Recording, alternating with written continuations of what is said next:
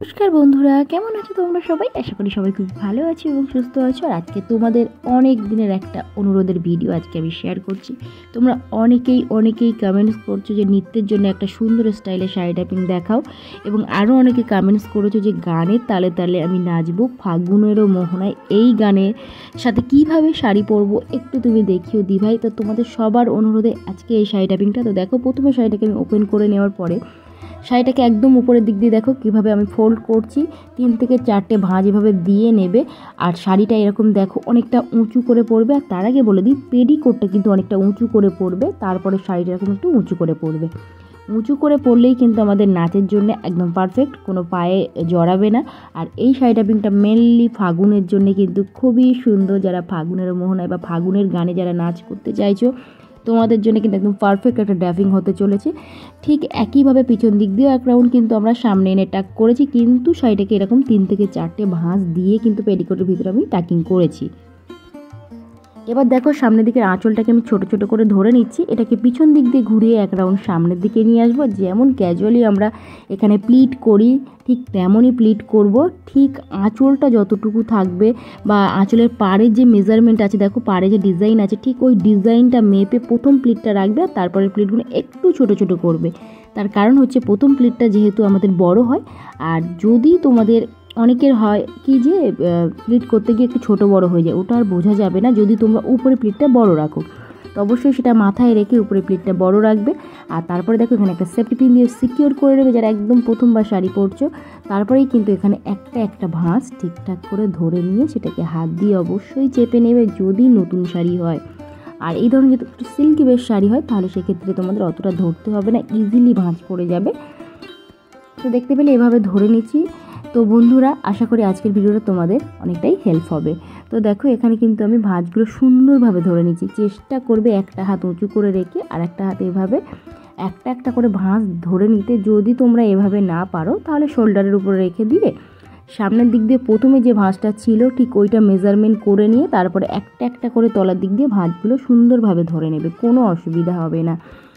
আর আমার প্রিয় দর্শক বন্ধুরা, তোমরা এভাবে কমেন্টস করতে থাকো, তোমাদের কিন্তু কমেন্টস আমি দেখি, আর সেই মতোই কিন্তু একে একে ভিডিও দেওয়ার চেষ্টা করি। যেটা আমার সাধ্যের মধ্যে থাকে আমি সেই সমস্ত ভিডিও কিন্তু এক এক করে শেয়ার করতে থাকি।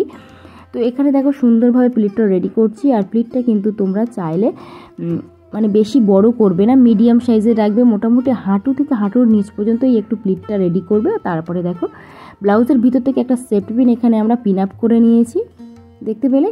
এবার দেখো এখানে যে একদম তলায় যে পার্টটা ছিল সেটাকে টেনে কিন্তু আমরা পিছন দিকে নিয়ে যাব। আর এটাকে আমরা বাঁ হাত দিয়ে টেনে বাঁ সাইডের দিকে নিয়ে যাব, খুব টাইটভাবে নিয়ে যাবে। এখানে মানে এখানে টাইট করে নিয়ে গেলে এই দিকের ভাঁজগুলো তোমাদের সুন্দর থাকবে। তো এটাকে দেখো, এখানে ভাঁজগুলোকে একটু আমি ঠিক করে নিচ্ছি। তোমরা কিন্তু অবশ্যই ভাঁজগুলো ঠিক করে নেবে, তার কারণ হচ্ছে আগেই যেহেতু ভাঁজটা তোমরা রেডি করে রেখেছিলে, ওই জন্য ভাঁজগুলো কিন্তু এখানে পারফেক্টলি বসে থাকবে, কোনো অসুবিধা হবে না। শুধু ফোলা ভাবটা কমানোর জন্য একটু হাত দিয়ে এখানে চেপে নেবে। তারপরে এখানে টাইট করে টেনে এনে কোমরের এখানে একটু আমি দেখো এখানে টাক করে রাখলাম। আর তারপরে এবার এখানে আমরা কুচিটা স্টার্ট করব। তো ক্যাজুয়ালি এখানে কুচি করছি। দেখো লাস্ট আঙুলটা একটু উঁচু করে রেখেছি, আর এদিকে 4টে আঙুল দিয়ে বুড়ো আঙুলের সাইডে ধরেছি। এবার একটা কথা বলি বন্ধুরা, তোমরা যদি বাঁ হাত দিয়ে করতে না পারো, তাহলে ডান হাত দিয়ে করবে সেম একইভাবে। তবে ডান হাতের কুচির ক্ষেত্রে ডান হাতের প্রথম যে প্লিটটা তোমরা করছো সেটা বড় নেবে, আর বাঁ হাতের ক্ষেত্রে দেখো লাস্ট প্লিটটা আমি কিন্তু এখন বড় নিয়েছি। অবশ্যই কিন্তু লাস্ট প্লিট তোমরা বড় রাখবে যদি তোমরা বাঁ হাত দিয়ে করো। তারপরে একটা করে প্লিটের মাথায় এখানে অবশ্যই সমান করে ধরবে। যদি এখানে সমান করে না ধরো, তাহলে নিচের দিকে কিন্তু অসমান হবে, এবং প্রথম যে প্লিটের ভাঁজটা থাকে ওই মাথাটা কিন্তু অন্য দিকে ঘুরে যাবে, যেটা দেখতে একদমই ভালো লাগে না। তো এখানে সেই জন্যই আমি প্রথমে খুব ভালো করে ভাঁজগুলো ধরে নিলাম। তো এখানে ধরে নেওয়ার পরে এই নিচের দিকে একটু হাতগুলো ঠিকঠাক করে একটা করে ভাঁজ এখানে টেনে টেনে বার করবে। তার কারণ এখানে অনেক সময় ভাঁজগুলো কিন্তু ভিতরে ঢুকে থাকে, এটাকে একটু হালকা হাতে নাড়িয়ে নেবে, তাহলে ভাঁজগুলো দেখতে বা ধরতে তোমাদের সুবিধা হবে। তো দেখো এখানে সুন্দর করে ভাঁজগুলো ধরে নেবে, যে মানে এখানে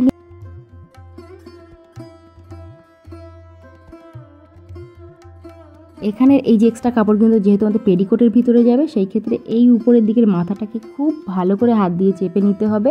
আর একদম আমি নিচ পর্যন্ত এখানে চেপে নেব, তার কারণ হচ্ছে কুঁচিগুলো যাতে আমাদের সুন্দর লাগে, প্রমিনেন্ট লাগে। তার কারণ আজকে শাড়িটা কিন্তু যেহেতু নাচের জন্য হচ্ছে, তো সেক্ষেত্রে কিন্তু এই শাড়িটা আমাদের একটু সুন্দরভাবে পরতে হবে, মানে নিচটাও যেন খুব সুন্দর থাকে।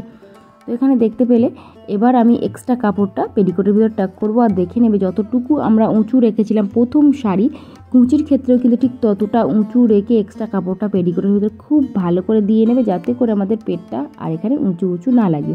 সাইডে এক্সট্রা কাপড়গুলোও সুন্দরভাবে টাকিং করে নিলে। আর এই দিকে দেখো, বাঁ দিকে কোমরের এদিকে কিন্তু আমি ভাঁজগুলোকে একটু সুন্দরভাবে রেডি করে নেব।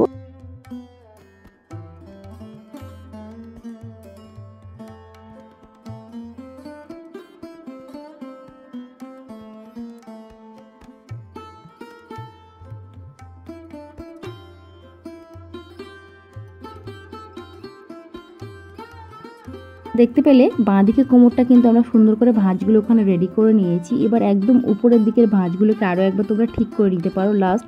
যদি তোমাদের মনে হয় যে এখানে কোনো কাপড়ের ভাঁজ ঢিলা হয়েছে, একদম উপরে একটা সেফটি পিন দিয়ে কিন্তু তোমরা পিন আপ করতে পারো, যদি কোমরের সাইডে ভাঁজটা তোমাদের মনে হয় যে ঢিলা হচ্ছে। এবার দেখো, আঁচলটাকে কিন্তু আমরা সামনে নিয়ে আসবো, ঠিক এনে এখানে একটা আমরা সেফটি পিন দিয়ে পিন আপ করবো। তো দেখতে পাচ্ছ এখানে যে সেফটি পিনটা আগে প্রথম পিন আপ করেছিলাম সেটাকে ওপেন করে নিলাম। নেওয়ার পরে এখানে ভাঁজগুলো সুন্দর করে একটু ধরে নেবে। ধরে নেওয়ার পরে ঠিক তোমরা যদি এখানে পেটটা দেখা যায়, তো সেক্ষেত্রে ওটাকে একটু উঁচু করে নিতে পারো। একদম উপরে প্লিটটাকে সরিয়ে এই ভিতরে একটা এখানে আমরা সেফটি পিন দিয়ে পিন আপ করবো। দেখতে পাচ্ছ এখানে কিন্তু অবশ্যই তোমাদের পিন আপ করতে হবে। যদি তোমরা এখানে কোনো ধরনের কোমরবন্ধনী না পরো, বা কোমরবন্ধনী পরলেও কিন্তু এখানে একটা সেফটি পিন দিয়ে তোমরা পিন আপ করে নেবে, তাহলে দেখতে সুন্দর লাগবে, পার্মানেন্টভাবে বসে থাকবে, কোনো অগোছল হবে না। তো দেখতে পেলে এখানে আমি সেফটি পিনটা পিন আপ করে নিয়েছি। তো এভাবেও কিন্তু তোমরা রাখতে পারো।